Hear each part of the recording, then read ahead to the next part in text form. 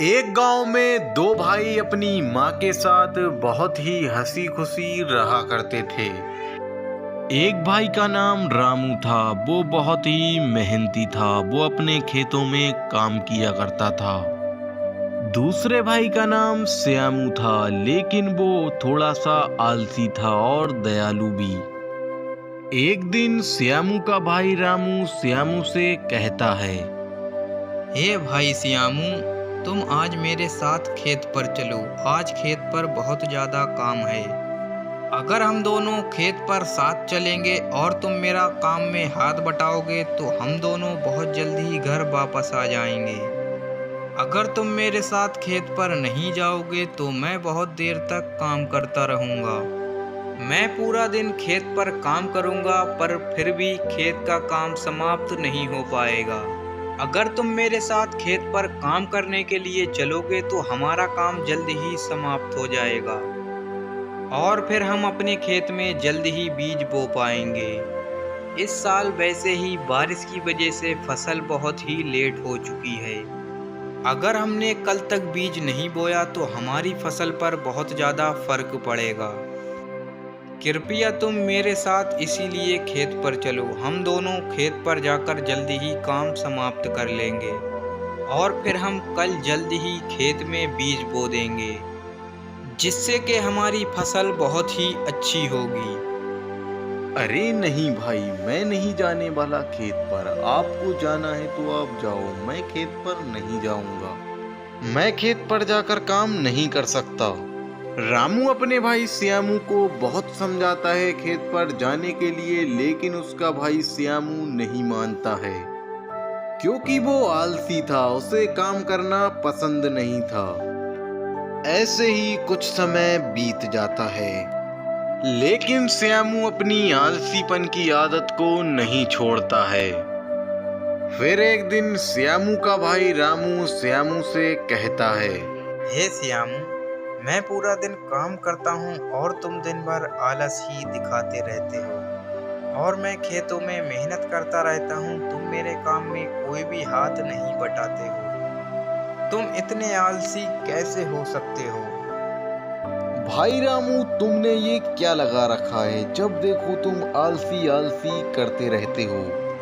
मैं आलसी नहीं हूँ। तुम जब देखो तो आलसी आलसी कहते रहते हो। मैं ये घर छोड़कर जा रहा हूँ। अब तुम ही इस घर में रहो और खेतों में काम करो। मैं तो जा रहा हूँ। तुम्हें जाना है तो जाओ। वैसे भी तुमने मुझे बहुत तंग कर रखा है। कोई काम वाम तो करते नहीं हो। अगर मैं तुमसे कहता हूँ खेत के काम में मेरा थोड़ा हाथ बटाओ, तुम मेरी ये बात सुनकर मना कर देते हो और मेरा किसी भी काम में साथ नहीं देते हो। आज तुम घर से चले ही जाओ। तुम्हारी अकल ठिकाने आ जाएगी। तुम खुद ही घर वापस आ जाओगे। श्यामू अपने भाई रामू से ऐसी बातें सुनकर उदास हो जाता है और वहां से जाने लगता है।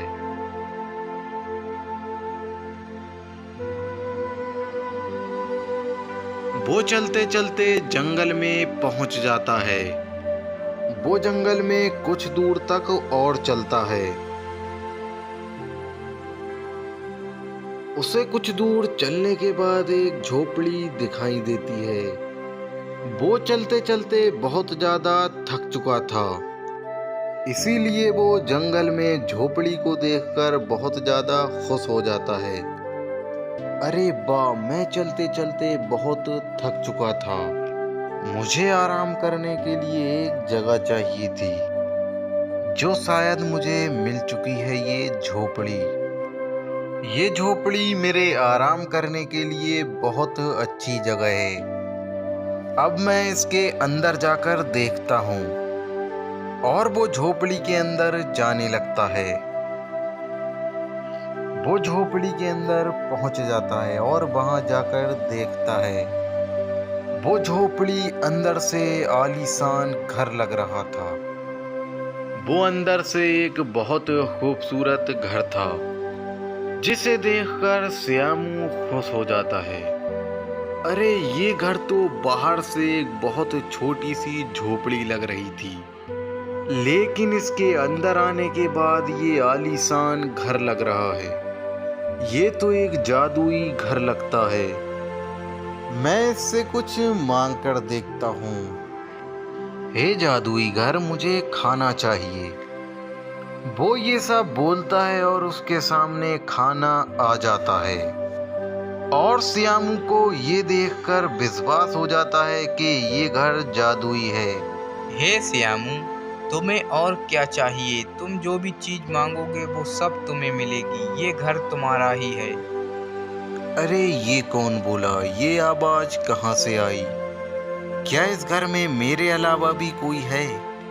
नहीं रामू, इस घर में तुम्हारे अलावा और कोई भी नहीं है। मैं जादुई घर बोल रहा हूँ। और तुम्हारे मन में कोई भी इच्छा हो, मैं तुम्हारी हर इच्छा को पूरी कर सकता हूँ। श्यामू, तुम बताओ तुम्हें और क्या चाहिए? जादुई घर, मैं चाहता हूँ कि तुम मुझे इतना धन दे दो कि मुझे अपनी जिंदगी में कभी भी काम ना करना पड़े। हे श्यामू, मैं तुम्हें इतना धन दे सकता हूँ जिससे तुम्हारा कुछ वक्त तक गुजारा हो सके। अगर मैंने तुम्हें ज़्यादा धन दे दिया, उससे तुम और भी ज़्यादा आलसी हो जाओगे। हमें अपने जीवन में कभी भी आलसी नहीं बनना चाहिए। हमें हमेशा मेहनत कर कर कमा कर खाना चाहिए।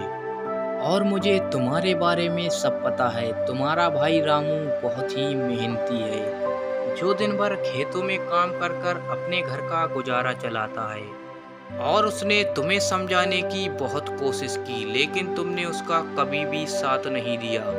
अब तुम यहाँ से अपने भाई के पास जाकर माफ़ी मांगो और उसके काम में हाथ बटाकर उसकी मदद करो। जादुई घर, तुम सही कह रहे हो। मेरा भाई मुझे बहुत समझाता रहा, लेकिन मेरी समझ में कुछ भी नहीं आया और मैं अपने भाई को बुरा भला कहकर उनके पास से भाग आया। जादुई घर, तुम्हारा धन्यवाद। तुमने मेरी आंखें खोल दी। मैं अपने भाई के पास जाकर अपने भाई से माफी मांगता हूँ और मैं अपने भाई के काम में हाथ बटाऊंगा। श्याम, तुम घर वापस जाओ और अपने भाई से माफ़ी मांगो। श्यामू ये सब सुनकर अपने भाई के पास चला जाता है और जाकर माफी मांगता है। हे मेरे भाई रामू, मुझे माफ कर दो। मैंने अपने आलस के चक्कर में कभी भी तुम्हारा किसी भी काम में साथ नहीं दिया, लेकिन अब मेरी आंखें खुल चुकी हैं। मुझे एहसास हो चुका है तुम कितनी मेहनत करते हो। अब मैं भी काम में तुम्हारा साथ दूंगा और मेहनत करूंगा। कोई बात नहीं श्यामू, मैंने तुम्हें माफ कर दिया। आखिर तुम मेरे भाई हो। और वो दोनों हंसी खुशी रहने लगते हैं। तो दोस्तों, आपने इस कहानी में सीखा होगा कि हमें आलसपना नहीं करना चाहिए। तो आपको ये कहानी कैसी लगी, हमें कमेंट में ज़रूर बताएं और ऐसी ही कहानियाँ देखने के लिए हमारे चैनल को अभी सब्सक्राइब करें।